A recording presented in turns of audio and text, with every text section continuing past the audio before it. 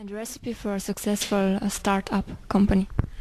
Well, startup companies have various different routes that they can take to success. Of course, the ones you hear about are really the biggest ones, such as Google or Cisco or HP. But then we, as a fund, actually take care of the smaller successes.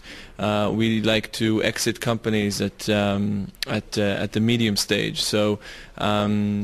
Well, typical venture capital funds grow companies for an average period of about 6 years until the companies become very, very big, and then they take them public or sell them. We actually focus on exits that are much smaller and much earlier, sort of within a year and a half, at valuations of between say 20 and 50 million euros.